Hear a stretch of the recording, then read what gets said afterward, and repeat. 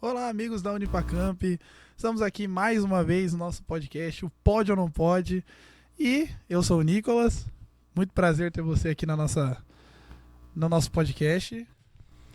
Boa noite, amigos da Unifacamp e demais telespectadores. Eu sou o Bruno, sou estudante de terceiro semestre do curso de Direito da instituição. E hoje estamos aqui com o nosso renomado professor Vladimir Polísio. Vamos falar sobre um tema que levanta muitas dúvidas na nossa sociedade atualmente, que é a liberdade de expressão. É um prazer tê-lo aqui, professor. Bruno, Nicolas, agradeço muito.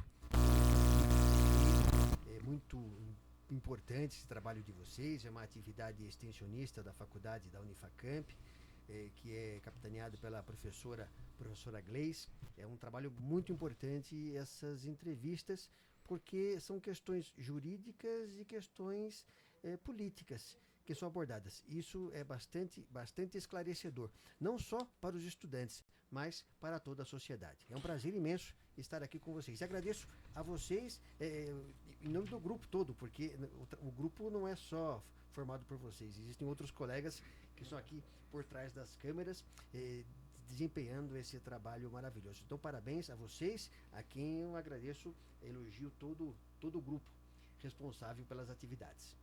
Imagina, a gente sempre está agradecendo e o prazer é completamente nosso ter você por ter separado seu tempo. A gente sabe que é muito valioso. Com toda certeza é um prazer inenarrável estar aqui com o senhor. Bom, como o Bruno bem já apresentou, o nosso podcast o nosso tema hoje é abordar com o senhor, que sabemos o senhor tem um breve estudo sobre liberdade de expressão. E a gente queria começar com um quadro meio que termômetro da liberdade, só para a gente entrar um pouquinho no clima e a gente vai chegando nos nossos debates de hoje. Uma das pautas que eu trouxe. Para começar, Opa. vamos tratar de você. Fica mais fácil a conversa nossa aqui. Vamos lá. Tudo bem. Maravilha. Você quem manda aqui. Fica tranquilo. Vamos lá, mestre. Tá. Vamos lá, mestre. A gente trouxe aqui, pelo menos a gente trouxe algumas afirmações que a gente queria debater um pouco sobre se é liberdade ou pode trazer algum tipo de outra interpretação, né? Por um exemplo, um dos exemplos que temos aqui trazendo aqui uma pessoa publica vídeo na rede social criticando duramente um político ou dizendo que ele é incompetente, por exemplo. Isso traz a liberdade de expressão, talvez esteja passando um pouco. Como o senhor pode, ou melhor, desculpa, você pode trazer pra gente um pouco do contexto disso, sobre liberdade de expressão? A liberdade de expressão, ela ganhou uma força muito grande depois da Constituição de 88. Antes da Constituição de 88, nós tínhamos um regime militar e a liberdade de expressão não existia, né? A liberdade de se dizer o que pensava não havia. No começo da abertura política, no final do regime militar, antes da Constituição de 88, as liberdades começaram a acontecer, embora não houvesse uma proteção constitucional disso. Em 85, em 1986, isso no século passado.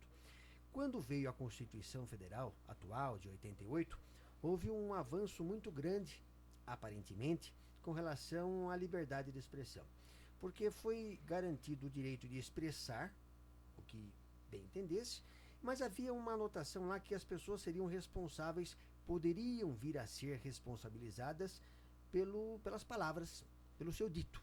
Então, podia falar o que quisesse, entretanto, depois de expressar a opinião, poderia acontecer retaliações processuais, enfim, poderia ter repercussão o que se disse. À medida que o tempo foi passando, embora a Constituição não tenha sofrido nenhuma alteração, desde o texto de 88 até agora, com relação à liberdade de expressão, muito se mudou na legislação infraconstitucional. Aquilo que se podia dizer, aquilo que era aceitável, com o tempo acabou sendo não mais aceitável. Aquilo que era socialmente inadequado passou a ser juridicamente penalizado. Ou seja, por exemplo, um exemplo bastante sugestivo. Se buscar, por exemplo, qualquer programa de humor dos anos 80, anos 90, do Jô Soares, do Chico Anísio, tinha outros programas de Cacete e Planeta, do século passado, expressões, afirmações que eram colocadas lá nesses programas, não teriam mais lugar nos dias de hoje. Afirmações com relação à homossexualidade, a ser gordo, a ser magro, a ser branco, a ser negro. Aquilo que era engraçado nos anos 80, nos anos 90, hoje não só deixou de ser engraçado, como acabou sendo juridicamente objeto de responsabilização de quem disse. Então houve uma alteração na legislação infraconstitucional sem alteração do texto constitucional. Eu falei só essa introdução para chegar onde você perguntou se reclamar de um político, isso pode sujeitar a pessoa que disse alguma coisa de um mau político, de um político qualquer, se pode responsabilizá-lo ou não. O bom senso diz que não. Dentro da ideia de um Estado democrático de direito, não teria de existir responsabilidade alguma, porque você pode criticar um político, ele exerce uma atividade pública, então ele pode sim ser questionado. Entretanto, Nicolas, os tribunais têm caminhado de forma perigosa, num sentido contrário. Há um tempo atrás, por exemplo, ganhou uma repercussão muito grande, jornalistas do estado do Paraná que divulgaram a remuneração dos juízes. Então, jornalistas, blogs pequenos, divulgaram no estado do Paraná a remuneração dos magistrados do estado e mostraram para a população do estado e de quem quisesse ver o quanto se ultrapassava o teto constitucional. O que aconteceu? Os juízes começaram a propor indenizações, processos contra esses jornalistas. Então, processos começaram a pipocar no estado todo do Paraná. Então, imagine só, um jornalista que tem um blog, não é uma grande empresa, ele acabou sendo demandado em várias comarcas, em vários lugares do estado, só o deslocamento desse jornalista para responder a um processo, correndo o risco de ser condenado. Isso é uma retaliação ao exercício da liberdade de expressão, ainda mais sendo de um jornalista. E a notícia que foi veiculada, é importante salientar e destacar isso, foi divulgado a remuneração dos juízes. Isso é público. Imagina. Sim. Então imaginar que um juiz, porque foi divulgado a remuneração dele, ele discorda disso, isso gera então contra o jornalista uma ação de indenização. Isso, graças ao bom Deus, isso daí foi barrado no STF. Mas gerou um gasto imenso para esse advogado, para esse jornalista. Gerou um prejuízo de ter que se deslocar para várias comarcas durante um bom tempo. O problema, a dor de cabeça de ter contra si vários processos, o gasto com o advogado, e ainda que o STF tenha dado uma solução para isso, extinguindo esses processos, isso gerou um aborrecimento muito grande para esse profissional de imprensa. Isso é justo? Não. E veio de onde? Veio de magistrados. É muito perigoso isso. Sim. Inclusive, só puxando um assunto que o senhor trouxe, que foram programas humorísticos do passado, que o senhor trouxe muito bem da questão da Constituição e tudo mais. Trazendo para um tema um pouco mais atual, só para não deixar passar o gancho, né? Do Léo Lins, que é um caso onde tivemos shows dele, os shows dele inclusive são privados, digamos assim, não pode filmar e etc. E ele teve casos onde ele fez piada com determinado tipo de... Como que eu posso dizer? Com determinados, pode assim dizer, estereótipos, grupos vulneráveis, enfim. E ele até sofreu sanções por isso, e uma coisa que ele brigava muito era sobre liberdade de expressão. Né? Era sobre liberdade de expressão. E um dos temas que os próprios advogados deles alegaram. E ele perdeu a primeira instância, inclusive acredito que tenha sido o STF, que tenha sido algo com o STF. Senhor, não sei se o senhor poderia me corrigir. E depois, se quiser. E na segunda instância ele ganhou, justamente pela mesma alegação do advogado dele, que foi da questão de liberdade de expressão. Entra em liberdade de expressão as piadas humorísticas do Léo Lins, que para muitos são consideradas pesadas. Como você enxerga essa situação do Léo Lins, a questão da piada com grupos mais sensíveis, enfim? Como o senhor enxerga tudo isso? Me parece que o processo dele foi extinto no STJ, no Superior Tribunal de Justiça. Me parece, eu não acompanhei a fundo, mas me parece que foi lá em Brasília. É um problema muito sério, porque muita gente se sente magoado, machucado pelo que alguém diz. A mim, eu entendo que isso é liberdade de expressão. Eu entendo que é liberdade de expressão. É como se alguém fizer uma piada contra quem usa óculos e quem leciona direito constitucional na faculdade. Sim, é uma piada. É uma piada. Se eu não gosto, se aquele humor não me atrai, eu não vou ao show dele. Mas quem quer ir, vai. Porque é interessante isso. Outro dia, eu viajei recentemente aqui e fiquei numa praia e muito funk eu ouvia dos bares. E as letras de funk são letras que têm uma conotação sexual muito forte. Não todas, mas várias. Isso, então pode ou não pode? E olha só o perigo que é alguém dizer o que pode e o que não pode. Veja, a gente não vive mais num governo militar, não existe mais aquele autoritarismo que havia no século passado. Entre 64 e 82, 81, 79, no final do século passado, quando o governo militar começou a se esfacelar aqui no Brasil, o autoritarismo não existe mais. Então essa ideia de você proibir alguém pelo que fala, eu vejo com muita preocupação isso. Porque, veja, o show do Léo Lins, eu até comentei em faculdade isso. Eu posso não gostar do show dele. Não vou no show. Aliás, eu não vou em show de funk, não vou em show de muita gente por aí. Mas eu não vou porque eu não quero. Agora, eu proibir quem gosta, quem tem vontade de assistir, isso não me parece razoável. Isso é algo bastante preocupante numa sociedade que se pretende democrática. Recentemente, aconteceu um exemplo bastante ilustrativo para o que a gente está falando aqui.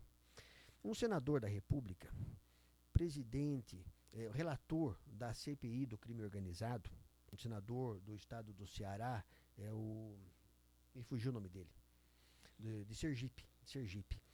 Ele é o relator da CPI do crime organizado. Ele apresentou um relatório expondo e pedindo que ministros do STF fossem responsabilizados. Sim. Alexandre Vieira, se não me falha Alexandre Vieira. Mas ele pediu a responsabilização de 3 ministros do STF. Eu li partes do relatório e achei o relatório fraco, pífio, mas enfim, uma coisa é uma coisa, outra coisa é outra coisa. Uhum. O efeito do relatório dele é um relatório político. Veja, CPI é formada por quem? Comissão Parlamentar de Inquérito. CPI no Congresso Nacional é formada por deputados ou por senadores ou por deputados e senadores se for uma CPI mista.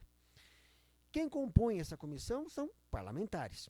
O parlamentar não precisa ser formado em direito. Então, pode ser formada por engenheiro, por pessoas que exerçam quaisquer atividades. Aliás, não precisa nem ter nível superior para que possa ser eleito deputado ou senador. Precisa ter voto. Aliás, muitos até não têm. Isso significa o quê? Absolutamente nada. Nada. Não significa que a pessoa é melhor ou pior se tem faculdade ou não. Mas o ponto é que para compor uma CPI é preciso que seja deputado ou senador. Não precisa ter formação jurídica. Consequentemente, todo o resultado de CPI, não falo só dessa do crime organizado, todo o resultado de CPI é político. Todo o resultado de CPI é político. Então, o que aconteceu com essa CPI do crime organizado? Teve um relatório que foi político. Se vai ser aceito ou não vai ser aceito, quais as consequências disso, as consequências políticas disso, se discute no parlamento. Entretanto, ministros do STF foram a público dizer que o ministro do STF, da Suprema Corte da Justiça do Brasil, disse que aquele senador, o autor do relatório, ele deveria ser cassado, não poderia disputar a reeleição. Outro disse que isso deveria ter repercussões criminais, ele deveria ser preso por isso. Opa, espera aí. Se alguém faz um relatório político, um congressista, eu não estou nem falando de humorista, se um congressista, se ele fala o que pensa, por mais absurdo que seja, a gente pode concordar com o parlamentar ou não. No parlamento, a ideia do parlamento é que existam vozes contrárias. A Constituição brasileira adotou um caráter heterodoxo, ou seja, existem visões de todas as nuances políticas, direita, esquerda, centro, norte, sul, de todo mundo. E aí um parlamentar apresenta um relatório, pouco importa o seu conteúdo. Aí um ministro do STF diz que aquele relatório pode culminar na cassação desse parlamentar, pode fazer com que esse parlamentar seja responsabilizado criminalmente, porque pediu indiciamento de ministro do STF. Isso é muito preocupante. Isso não me parece razoável dentro da ideia de um Estado democrático de direito. Então, se acontece a possibilidade, o ministro do STF diz que um parlamentar pode ser responsabilizado por aquilo que foi dito dentro de um relatório do CPI, meu Deus do céu, o que se pode fazer, então, contra um Parece humorista? uma ameaça, né, polizão? Sim, a ideia é, opa, peraí, não gostei do seu, eu sou ministro, não gostei do que você disse, do seu relatório político, e você pode perder o mandato. Eu digo que você pode ser responsabilizado por isso.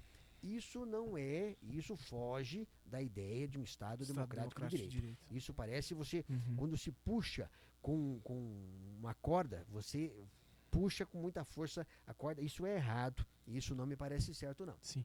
Ô, polizão, o senhor falou uma coisa aí que me chamou a atenção, porque não teve muita mudança no texto constitucional desde 88 com relação à liberdade de expressão. Não teve nenhuma. Não teve nenhuma, exatamente. Porém, a sociedade, houve piadas, houve programas televisivos, igual o senhor falou, de humor, que a sociedade, hoje, ela não aceita como algo bom, como algo como uma expressão da liberdade de fazer as pessoas, de entretenimento, de humor. Elas não aceitam como tal. Então a pergunta que eu queria fazer para você é: qual é a influência da cultura naquilo que as pessoas têm como liberdade em cada sociedade? Porque, por exemplo, para nossa cultura a gente tem uma visão X, talvez por visões ou por influências externas, essa cultura mude, mesmo sem ter ocorrido uma mudança no texto constitucional. Por que isso, numa época, ela é mais aceita e em outra não? A sociedade muda, né, Bruno? A sociedade muda. Muitas das mudanças que aconteceram eu vejo como positivas. Muitas. Piadas, por exemplo, com relação à homossexualidade.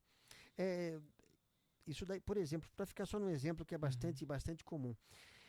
Para quem fazia piada, podia até ser engraçado. Para quem sofria piada, poderia até concordar porque era minoria. Mas aquilo provavelmente causava um contragosto, causava uma dor, no fundo. A mesma coisa com piada racial, com piada com relação à cor da pele ou à origem. Isso daí tem coisa que realmente era de mau gosto. Sempre foi de mau gosto, por exemplo, se chamar alguém baiano, cearense, de forma pejorativa. Isso sempre foi ruim. Mas isso que era comum, que algumas pessoas falavam, embora não fosse tão comum, mas se ouvia com mais frequência. Hoje esse tipo de comentário já não tem mais lugar. Hoje já fica não só desagradável ao ouvido, mas juridicamente gera responsabilidade também, por preconceito, por discriminação. Porque aí você pode entrar na ideia da discriminação como um fator que gera responsabilização de quem diz alguma coisa desagradável. Pensando nisso, eu tenho duas perguntas. Eu tenho mais duas perguntas para fazer sobre. Tem um limite exatamente da liberdade de expressão. Existe esse limite? E a outra pergunta é: se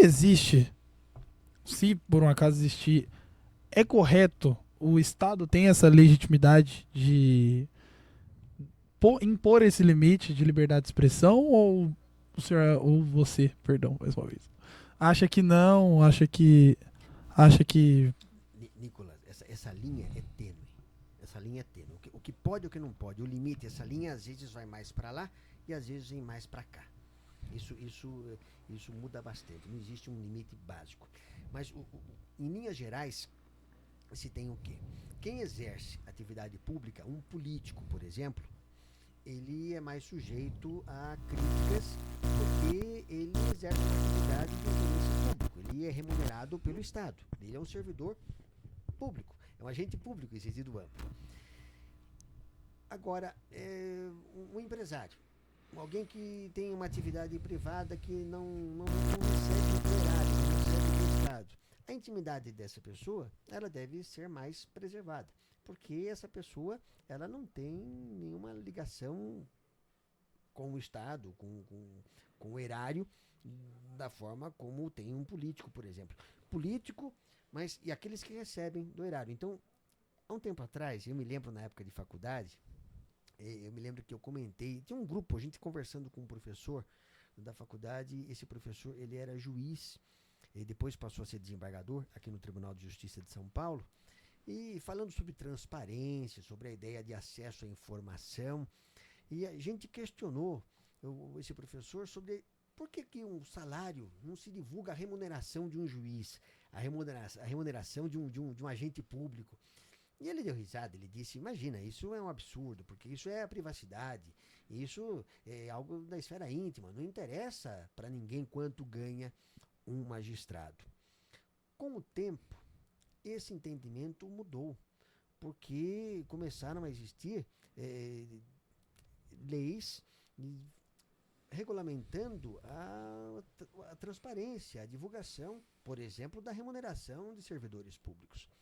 Embora a lei de acesso à informação tenha criado algumas facilidades, mas essas facilidades acaba você tendo que fazer um caminho tão difícil para você chegar naquela informação que apenas alguns veículos que têm uma equipe forte para poder buscar essa informação que conseguem trazê-la. Mas quanto ganha um servidor público é importante, isso interessa para todo mundo. Sim, com toda porque certeza. essa pessoa recebe dos nossos impostos. Mas, então, esse limite, qual o limite do acesso à informação, qual o limite da liberdade de expressão, é uma linha bastante tênue. Então, acesso à informação, me parece que ela tem que ser o mais ampla possível, o acesso mais amplo possível, porque com pessoas que recebem do erário. E com relação à liberdade de expressão, ela também tem que ser a mais ampla possível com os agentes públicos, com as pessoas que têm relação com o Estado. Isso é importante. Perfeito. O Bruno, só agora mudando o assunto, mas seguindo o nosso tema, o Bruno tem alguns pontos de geopolítica pra gente abordar, que seria geopolítica, que o nosso querido Bruno tem alguns pontos muito bons pra abordar com o senhor. Vamos sobre lá, você. Polizão, entrando nesse contexto aí de liberdade de expressão, não fugindo do tema, levando em consideração a cultura, a forma como a sociedade pensa, as influências que a cultura ela traz para conforme o que a sociedade pensa, o que ela tem como importante. A gente tem dois países aí antagônicos, né, hoje na geopolítica no mundo, que é os Estados Unidos, que é conhecido por ser o país talvez mais libertário do mundo, mais liberal. E a gente tem a China, Polizão, que é totalmente antagônico, questão política, cultural, e que ambos estão numa disputa muito grande aí para ver quem vai de fato mandar no mundo. Acho que a ideia, no fundo, é essa. Talvez a China economicamente esteja tendo mais espaço, militarmente ainda os Estados Unidos ele é bem superior. Então, até que ponto, Polizão, o senhor acha que é importante a liberdade de expressão, trazendo no contexto cultural de dois países tão diferentes, mas que têm se destacado tanto no mundo? Aí o Ocidente fica em desvantagem. Aí a democracia fica em desvantagem. E a liberdade de expressão fica em desvantagem. Uhum. Se a gente for analisar geopolítica, você citou dois exemplos fantásticos. São opostos. Sim. O custo da mão de obra, um país como a China, em um país como a China, que é uma ditadura, é muito mais barato. Por isso que é normal, qualquer produto eletroeletrônico tem matéria chinesa. Uhum. Tem equipamentos de produção chinesa. Porque é muito mais barato. É muito mais barato. O custo de mão de obra no mundo ocidental é mais caro. No Brasil, na Argentina, nos Estados Unidos, no Canadá. O custo da mão de obra é mais caro. O custo da democracia é caro. A democracia é nova. A ideia de democracia é recente. Dentro da história da humanidade, a ideia de democracia é recente. Você manter grupos antagônicos convivendo juntos é difícil. Sim. Um grupo briga com outro grupo buscando o poder. Essa é a ideia de democracia. A ideia de democracia é essa. Aí, de repente, existe um concorrente que tem uma vantagem imensa, porque esse concorrente não tem disputas internas. Uniforme, né, Polizão? Ah, mas e a liberdade de expressão? Não tem. E a liberdade de expressão do pensamento? Não há. Uhum. Imagina, se discorda do governo, você morre. Sim. Você é preso, você não tem julgamento honesto, não existe judiciário, não existe ideia de igualdade, como a gente pensa aqui. Não existe nada. Investimentos na China, fantásticos. O crescimento chinês é muito alto. A China vai passar os Estados Unidos em questão de tempo, isso. Uhum. E talvez essa guerra agora aqui no Irã faça até com que a China cresça mais. Mas na China não há liberdade de expressão. Então, a liberdade de expressão, por incrível que pareça, a democracia, acaba sendo algo que atrapalha uma disputa entre Estados Unidos e China. Ela pode enfraquecer, Polizão, o Estado Democrático de Direito? Bruno, se a gente for analisar no mundo os países que são democráticos e aqueles que não são, É muito pouco. ganha os países que não são democráticos. Sim. A maior parte da população mundial vive em países com sérias restrições à democracia, Sim. sérias restrições à participação popular. Sim. Vários países africanos, vários países na Ásia têm muitas restrições a direitos que nós achamos que são elementares, que são essenciais. E muita gente de lá diz que essa nossa preocupação em defender minorias, em defender a pluralidade, muita gente de lá diz que isso é uma grande fraqueza do Ocidente, porque isso só enfraquece o Ocidente. Não sei o que estou dizendo. Sim, É sim. o que se diz. É o que se diz. E uma das causas do nosso retardo, né, Polizão? Inclusive, é o que de se diz- avanços É o que se diz tecnológicos. muito na China. Por exemplo, que o Ocidente é enfraquecido, porque não existe uma voz única, existem sempre vozes dissonantes com relação à liberdade de expressão, com relação à expressão do pensamento. Então, essas restrições que aqui existem, que para nós fazem parte do dia a dia, desses regimes totalitários, dessas não democracias, isso não existe. Não se consegue imaginar a ideia de grupos políticos brigando pelo poder e um falando mal do outro, reclamando do Estado. Não. Na China isso daí é impossível. E qual seria a importância, Polizão, ao seu ver, da liberdade de expressão se ela, de fato, tivesse mais uma amplitude maior nesses estados, por exemplo? Traria mudanças significativas, positivas, talvez negativas, na sua visão? Mas eu acho muito difícil isso, porque eu me lembro de uma manifestação que teve na Praça da Paz Celestial, no século Praça passado. Tiananmen, 89. Isso. Lá na China, muita gente achou que aquele movimento seria o início de uma nova China. Seria o fim da China ditatorial, da China de Mao, para uma China mais democrática. Mas não foi isso que aconteceu, né? Aquele jovem que ficou na frente de um tanque ali, impedindo a movimentação do tanque, ganhou a imprensa mundial. O que aconteceu com aquele rapaz? Condenado a 30 anos de prisão, e ninguém mais fala nisso. Então, a China tem uma força econômica muito grande e o Ocidente sempre busca negociar com a China, porque busca dinheiro, busca lucro, e não está errado. O comércio é isso. Uhum. Então, a China tem uma vantagem muito grande com todo o Ocidente, porque nós somos democráticos e a gente não consegue imaginar por mais problema que tenha, mas a gente não consegue imaginar uma sociedade diferente dessa que a gente vive. A gente busca, pelo contrário, a gente discute, por exemplo, se há liberdade de expressão ou não, se há cerceamento, porque alguns comportamentos não deveriam acontecer, algumas condutas do Poder Judiciário estariam erradas, algumas condutas do STF não estariam acertadas. Mas a gente acaba constatando que em regimes totalitários o crescimento é maior, o crescimento econômico é maior. Então, qual é a solução? O ideal seria que houvesse democracia nessas ditaduras, mas isso é algo que eu não consigo imaginar que aconteça. A União Soviética, depois que se desmantelou, quando surgiu a Rússia, muita gente imaginava que lá seria então um grande berço da democracia, mas não foi. A Rússia voltou a ser aquilo que sempre foi, que é um Estado autocrático, é uma ditadura também, infelizmente. A gente falou um pouco da China, e na China a gente sabe como funciona a regulamentação das redes sociais. Pensando nisso, a gente está fazendo meio que um collab, professor. E só para puxar aqui, mestre, as meninas da nossa sala, a Isa, a Raquel, a Júlia, e faltaram 2 nomes que me fugiram. Mas trouxeram a Rebeca, quem em produção? A Jennifer. Elas fizeram um trabalho mais ou menos parecido com o nosso, tá? Que é sobre liberdade de expressão, só que nas redes sociais. E aí como a gente falou um pouquinho da China, aí eu lembrei, né, da regulamentação das redes sociais lá. Como a liberdade de expressão pode se aplicar nas redes sociais hoje? Porque eu escuto muita gente dizendo que a liberdade de expressão na rede social, a rede social virou terra de ninguém. Muita gente fala isso. Eu gostaria de saber a visão do nosso mestre. Como que você vê isso hoje nas redes sociais? WhatsApp, Instagram, Twitter, que nem é mais o Twitter, X, né? Como o senhor vê isso? Bom, na China tem rede social só de lá, né? De fora ninguém consegue e o governo quebra as redes sociais, isso rápido. Isso dia sim e outro também. Países como a Coreia do Norte não se fala em rede social, né? Não há isso. Na Rússia também não. Existe uma rede social própria de lá, porque isso é influência ocidental, influência estrangeira, não pode acontecer. Então, isso daí acontece muito. Essas restrições, assim, existem em vários lugares.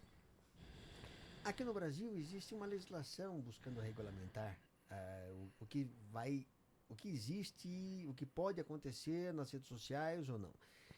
Essa regulamentação daqui gera indenização. Recentemente, agora, anteontem, eu vi que o Procurador-Geral da República determinou que o X, o antigo Twitter, retirasse do ar postagens que fossem contrárias a um projeto de lei de um partido político com relação ao crime de misoginia. Isso gerou uma repercussão muito grande dentro dos estudiosos de direito, porque muita gente disse, alguns disseram, não, a ideia do Procurador-Geral da República é interessante, porque são comentários equivocados, são comentários falsos, que não têm base no projeto de lei da misoginia. Outros, e a maioria, pelo que eu percebi, até houve um editorial no jornal Estado de São Paulo, no último domingo, agora dia 16, 17 de abril, dizendo que isso era bastante preocupante, porque o Procurador-Geral da República não pode cercear a opinião de alguém sobre um projeto de lei, por mais ignóbil, por mais boba que seja a opinião de alguém sobre um projeto de lei. Isso é você mostrar para alguém como alguém pode pensar. Isso não pode acontecer. Não pode o governo, não pode o Estado, um órgão de Estado, impedir de alguém expressar uma opinião, por mais boba e sem fundamento que seja essa opinião.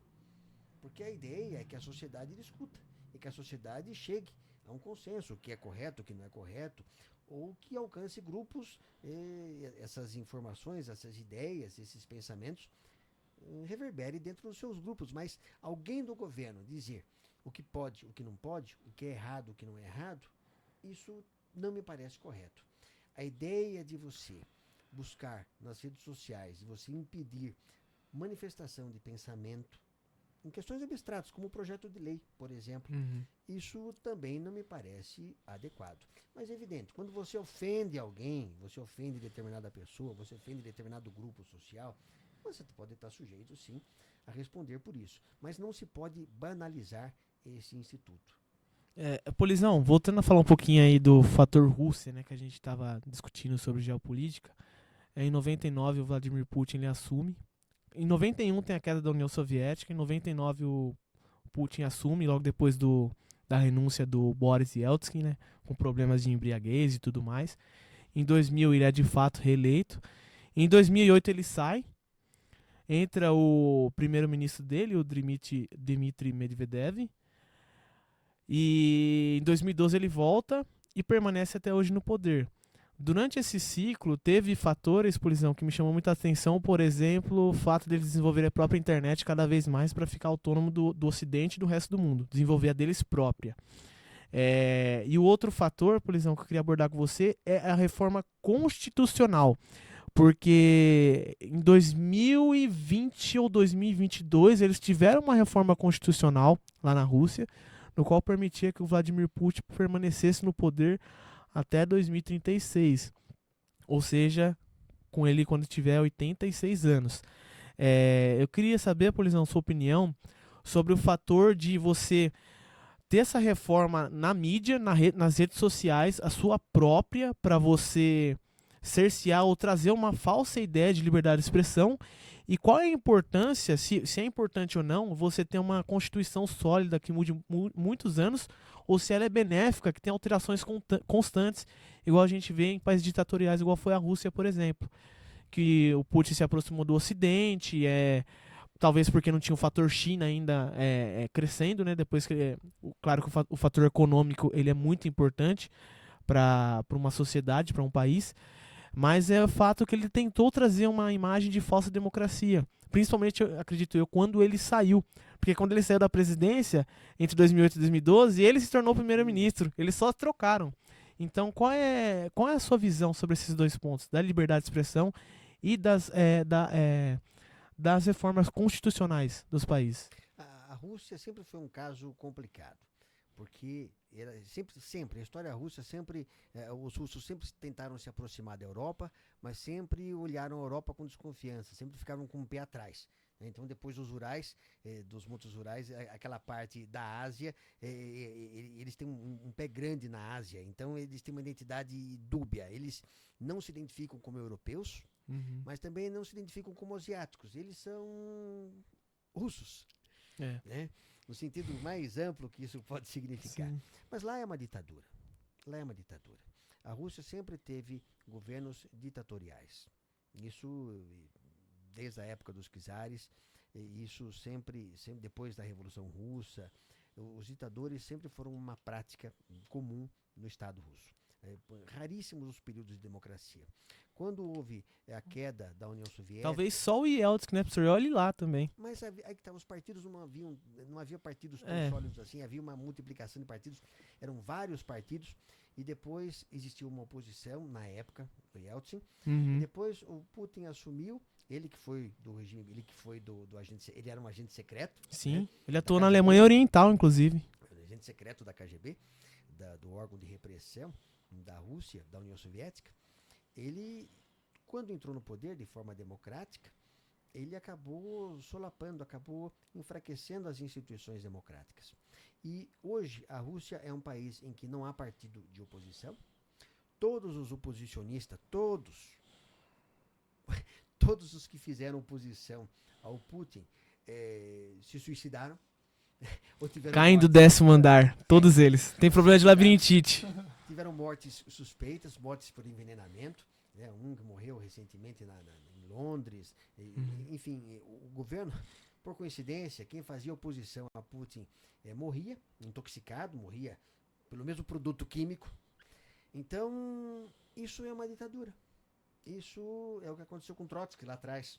Mas isso é um governo ditatorial, é um governo em que não há oposição. E essas mudanças constitucionais acontecem porque ele controla o poder legislativo. Até hoje não há oposição. Muita gente não conhece, não sabe até hoje como que funciona a guerra na Ucrânia. Imagina que a Ucrânia que invadiu a Rússia, porque não há liberdade de informação, existe só TV estatal, existem os órgãos estatais, os órgãos oficiais de imprensa. Então, a Rússia é um bom exemplo de como a democracia ela é muito frágil. Existe uma casca democrática, uma aparência de democracia, mas essa aparência de democracia funciona só até a página 2. Quando você começa a aprofundar o livro, você vê que uma distância imensa de democracia. O judiciário não é isento. Quem compõe o judiciário é nomeado pelo poder central. Ou seja, não há liberdade de expressão, não há democracia num país como a Rússia. A mudança constitucional apenas mostra bem como que funciona uma ditadura. Existe uma preocupação, isso é normal, dos países sempre tentarem mostrar a ideia de que lá funciona democracia, de que lá é a vontade do povo. Isso é uma coisa que persegue os ditadores sempre para se mostrar como representantes da vontade do povo. Eles não representam a vontade deles. Não, eles representam a vontade popular. Constituições são democráticas, existem congressos que ratificam, que concordam, que endossam todo o trabalho do Poder Executivo, e assim funcionam essas pseudo-democracias. Assim na China, assim na Coreia do Norte, quando agora recentemente até o ditador de lá, ele foi eleito com 100% dos votos no parlamento. Assim era também a democracia cubana. Não há liberdade de expressão, não há liberdade política. São ditaduras disfarçadas de democracia, Bruno. Infelizmente é uma realidade, né, professor? E posso... Por exemplo, eu queria, como nós somos futuros juristas, dentro dessa realidade... Excelentes juristas. Muito obrigado.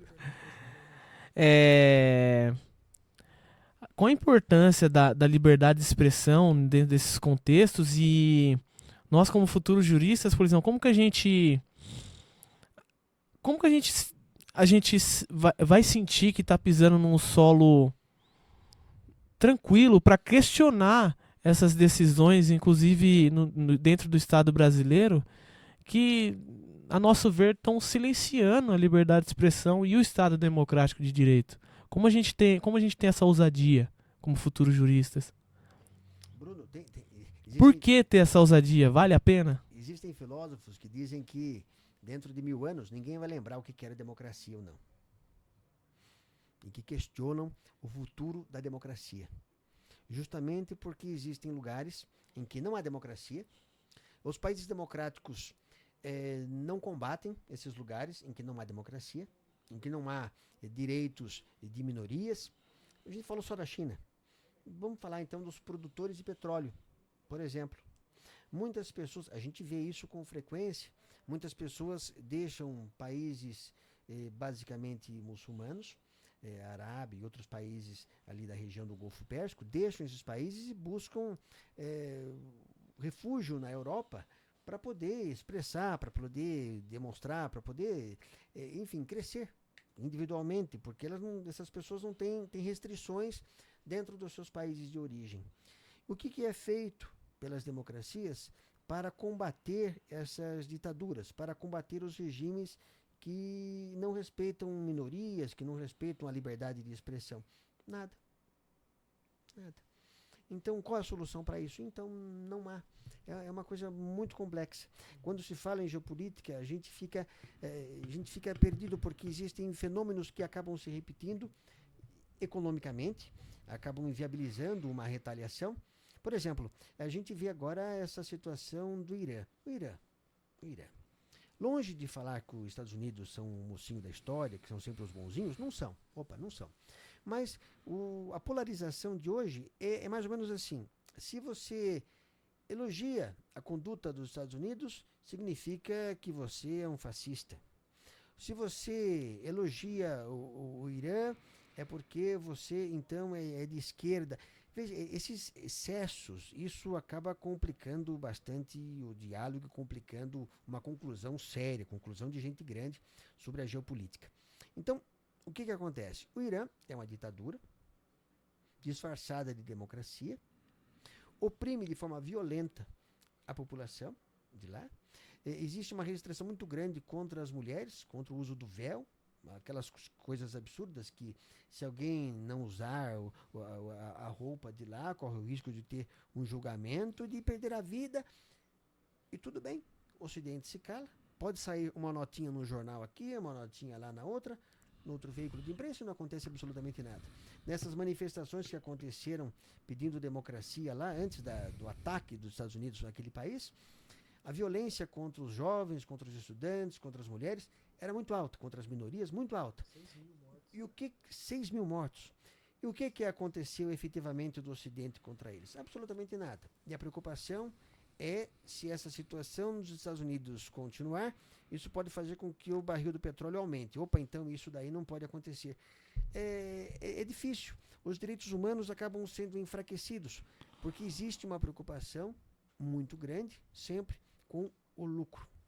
Eu não estou dizendo aqui um discurso ingênuo de que o lucro não é importante. Não é isso. Não. Mas a ideia de democracia, de defesa da democracia, de defender os interesses dos países democráticos, isso não existe. Isso não existe. É normal, por exemplo, por interesses econômicos, países como o Brasil, por exemplo, que acaba se aliando com países em que não há democracia. Buscando o quê? Buscando uma posição politicamente melhor no globo. Então, é muito difícil. A democracia fica cada vez mais enfraquecida no nosso mundo. Sempre ficou, ela sempre foi vulnerável. Mas à medida que a China tem um crescimento econômico muito acentuado, isso enfraquece e muito a democracia. Muito. A liberdade de expressão, a gente inclusive discutiu, e para englobar tudo mesmo, a liberdade de expressão a gente chegou até numa certa conclusão que às vezes a gente observa ela como individualista demais. Nesse caso, eu posso julgar que você passou um pouco da sua liberdade, ou eu posso julgar que não ultrapassou. Mas para você, como você vê a liberdade de expressão individual em si, né, conforme o que eu disse, e além disso, e a nossa insegurança jurídica no Brasil quanto à liberdade de expressão? Tem uma revista francesa, Charles Hebdo, que fala sobre... Eles satirizam tudo, né? Satirizam a Igreja Católica, os muçulmanos, e eles fizeram uma charge com a imagem de Maomé. Isso acabou gerando um atentado contra a sede da revista, faz alguns anos já. Então, terroristas foram até a revista e efetuaram disparos. Mataram pessoas da revista, lá na França. Muita gente na França disse que a revista estava errada, porque a revista satirizou um líder muçulmano. Satirizou o Maomé, que é o grande profeta da religião muçulmana. Então, muitos disseram que a revista ultrapassou o limite do que podia ultrapassar. Então, sim, era de se esperar que houvesse uma retaliação da forma como foi. A maioria, felizmente, no meu ponto de vista, a maioria entendeu que não. O que houve foi uma violação muito grande com a liberdade de expressão da revista. Porque a revista é uma revista francesa, o Estado é laico, e eles satirizaram Maomé, como satirizaram muitas vezes a Igreja Católica, o Papa Francisco, o Papa atual, a Igreja Católica, Jesus.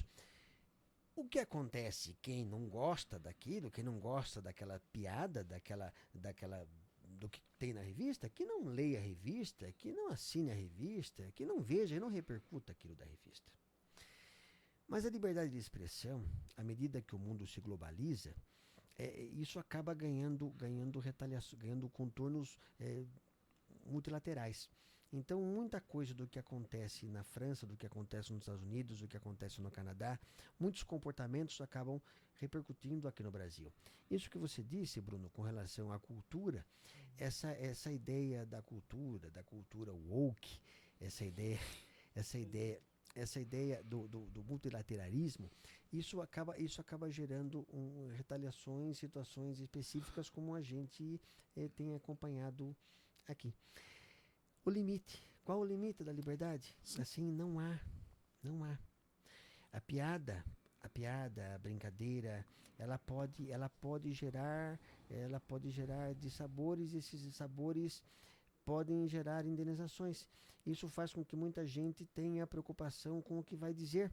Ou seja, aquela piada, aquela coisa que seria engraçada, essa expressão acaba não sendo dita porque pode gerar indenização. Isso me parece muito preocupante em qualquer sociedade democrática. A gente teve uma breve teoria, não a nossa teoria, mas intolerância com os intolerantes. Foi isso que a gente chegou numa boa conclusão quando a gente viu que, por um exemplo, em contrapartida com o que o senhor disse, que é sobre o cancelamento na internet, que nós consideramos às vezes válido, porque é como se fosse uma ferramenta para, não, digamos, não devolver, mas simplesmente corrigir, ou talvez talvez um pensamento ultrapassando a liberdade de expressão, É um tribunal de inquisição. no caso. É um tribunal de inquisição. Porque esse julgamento da internet, ele pode se basear, por exemplo, em uma premissa falsa, e depois que acontece o linchamento de alguém, o linchamento moral de alguém, acabou a reputação dessa pessoa. Imagine só, eu vejo casos, por exemplo, quando alguém é acusado, por exemplo, de violência sexual. Pouco importa se é verdade aquilo ou não, ainda que depois, no final do processo, se comprove que a pessoa foi vítima de uma armação. O linchamento social acontecendo na internet, nas mídias sociais, a pessoa já foi condenada, já foi penalizada. Pouco importa, não acontece a apuração, não acontece a verificação se aquilo é verdade ou não. Então esse linchamento da internet é uma coisa muito séria. Mas às vezes pensar que o cancelamento, se ele não existisse, talvez não tornaria a internet uma terra sem lei? Ou algo do tipo? Mas o cancelamento acontece de forma sempre justa. Essa é que é a pergunta. E quem decide se o cancelamento é correto ou não? Quem que propaga isso? Imagine só, alguém vai na internet e diz... Lembrando que os estados ditadores utilizam o cancelamento para silenciar inimigos políticos, né, professor? Também. Mas alguém diz uma denúncia falsa contra alguém, alguém contra uma mentira contra alguém. Na internet não acontece o direito à ampla defesa contraditório, não acontece a apuração dos fatos, não acontece. Na internet, aquilo que é dito no primeiro momento, fica. E para você provar que aquilo não aconteceu depois, ainda que depois um processo mostre que aquilo não aconteceu, de que aquela informação que foi dita, de que aquele fato, que aquela denúncia é mentirosa, que aquilo não aconteceu, a reputação acabou. Eu lembro de um professor numa universidade do Rio Grande do Sul, ele foi acusado pela Polícia Federal de estaria envolvido em crimes. Houve um linchamento na conduta dele. Ele foi diretor da faculdade, ele foi coordenador de curso na Universidade do Rio Grande do Sul. Ele acabou se suicidando, porque a violação à honra dele foi tão grande, e ele já foi condenado. A internet já me condenou, os alunos já me olham mal, a direção dos cursos me olha mal, todo o meu histórico acabou, porque alguém disse uma mentira. E tanto que no final acabou sendo comprovado que ele não tinha participação em nada, em nenhum crime, nenhuma conduta ilícita. Foi injustiçado. Então, linchamento, esse cancelamento na internet é muito preocupante, é muito grave isso daí. Porque pode tanto fazer alguma coisa boa como alguma coisa ruim. Mas a força, a retaliação que dá é imensa. Sim. É justo isso. E ampla defesa contraditória é democracia. Pode. Não, pode dar seguimento, inclusive. Na questão, é aí que a gente traz um pouco da insegurança jurídica que temos. Que talvez a insegurança jurídica que temos aqui não tenha tanto efeito quanto a liberdade de expressão. Acho que é o que acho que a gente estudou bastante, a gente estudou um pouco sobre isso, que são até onde é o limite que o Estado pode agir. Não tem. Não necessariamente não deve ter. Não tem, a jurisprudência é muito vaga, como eu falei, às vezes vai um pouquinho mais para lá, às vezes vai um pouquinho mais para cá. Porque até onde que a liberdade de expressão, que parâmetro que o STF demonstra para a gente, por exemplo, é dúbio. E tem sido dúbio cada vez mais nos últimos anos. Então não se sabe exatamente até onde você pode chegar. Porque existem muitos processos por aí que me parecem desarrazoados. Existem muitos processos por aí que se pautam numa liberdade, num excesso de liberdade de expressão que não me parece violação, que não parece que houve ultrapassagem àquilo que seria possível falar sem ofender alguém. Então não existe um limite simples de você falar até onde pode ir a liberdade de expressão ou não. Em linhas gerais se diz que os homens públicos, que as pessoas que recebem do erário estão mais sujeitas a sofrerem críticas, a sofrerem o controle sobre as suas atividades, do que as pessoas que exercem atividades, por exemplo, da iniciativa privada, falando então dos políticos, falando então dos magistrados, dos juízes, falando dos promotores, falando das pessoas que exercem cargos públicos.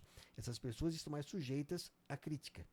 Mas isso funciona de forma teórica, porque na prática o que a gente vê, os exemplos que a gente vê, muitas vezes essa linha divisória ela acaba sendo ultrapassada. Às vezes por conta da magistratura, em defesa dos interesses da magistratura, muitas vezes em defesa dos interesses do governo de plantão, seja ele de qual for, de qual partido for. Muitas vezes o governante e governo do partido A ou do partido B. Muitas vezes quem tem o poder acaba impedindo, em busca da defesa da democracia, impedindo que opositores, impedindo que pessoas da oposição façam crítica ao seu governo. Então, se alguém falar sobre meu governo, se alguém falar sobre o tribunal, isso é uma crítica à democracia, você está criticando a democracia. Então, sob pretexto de defender a democracia, algumas vozes são silenciadas. Isso não me parece defender a democracia. Pelo contrário, é algo bastante preocupante. Eu gostei muito desse papo, mas estamos chegando no nosso final. Estamos encaminhando pela parte final do nosso podcast. É uma pena, porque tínhamos muita coisa para falar aqui. Bacana. Mas, mestre, a gente quer colocar o C agora num jogo de xadrez. Vamos lá. Pro lado final. Checkmate. Puxa. É o nome. Ó, eu vou fazer algumas questões, só algumas afirmações. E você vai me responder com passar dos limites ou é liberdade de expressão. Tá bom. Sem sabonetar, sem muito debate. Aqui não vamos ter um debate. Às vezes o senhor até fala na sala, aquilo que o senhor fala é lei dentro da sala de aula. E aqui vamos ter essa regra. Vamos lá. De uma vez só, de bate pronto, professor. Fazer meme de político nas redes sociais. Pode. Liberdade de expressão. É sobre o seu ponto de vista. Sim. Perfeito. Deveria poder, sempre. Perfeito. Criticar decisões de juízes na internet. Sempre deveria poder. Democracia, básica, elementar. Chamar alguém de ladrão nas redes sociais sem apresentar provas. Depende. Se for alguém ligado ao agente público, alguém ligado à política, isso me parece que seria possível. Certo. Veja, essa decisão, esse entendimento é meu, não é o que prepondera na jurisprudência. É justamente isso que a gente quer aqui, que o senhor dê a sua opinião, sua visão nua e crua. Fazer piada envolvendo religião. O senhor disse muito, só dando um adendo aqui nessa questão, falou da charge, falou sobre esse quesito, mas pra você, fazer piada envolvendo religião, Deveria poder. liberdade de expressão. Deveria ser elementar. Fazer um vídeo ofendendo diretamente outra pessoa, citando nome, enfim, diretamente, bem direto. Depende. Agente público ou não? O senhor vai julgar. Agente público pode. Tá. Poderia. Deveria poder. Agora, particular, não. Quem não é agente público, não. Aí geraria indenização. Ok. Deveria gerar indenização. Essa aqui São as minhas opiniões. Não estou dizendo o que prepondera na jurisprudência. é justamente sua opinião e é isso que a gente quer. Mesmo que seja opinião própria, essa pessoa é idiota. Mesmo que seja opinião própria sobre alguém, só uma opinião própria divulgando. estou dando divulgação para essa ideia, dessa minha opinião. Se essa pessoa não é agente público, se essa pessoa não tem função pública, me parece que sim, eu ultrapassando o limite. Perfeito. Essa aqui deu um bom debate. Compartilhar uma notícia falsa acreditando que ela é verdadeira. Não tem dolo, não tem intenção.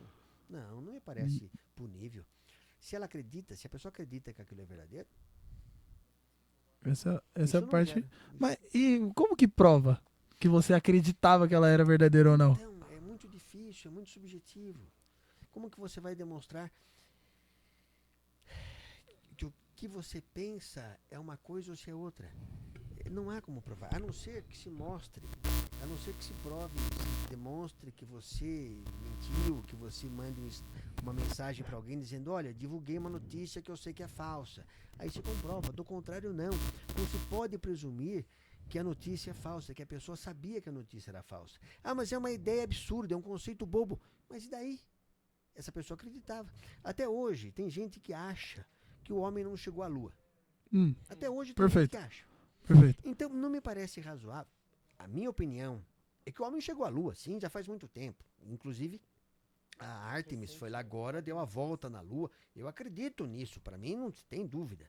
Perfeito. Mas, se alguém diz que o homem não chegou à Lua, eu vou punir essa pessoa? Se ela escreve na internet que o homem não chegou à Lua, isso é mentira, eu vou proibir essa pessoa de colocar aquela opinião? Para mim é uma opinião boba, uma opinião ingênua, uma opinião pueril, é uma opinião de quem não lê, de quem não tem conhecimento.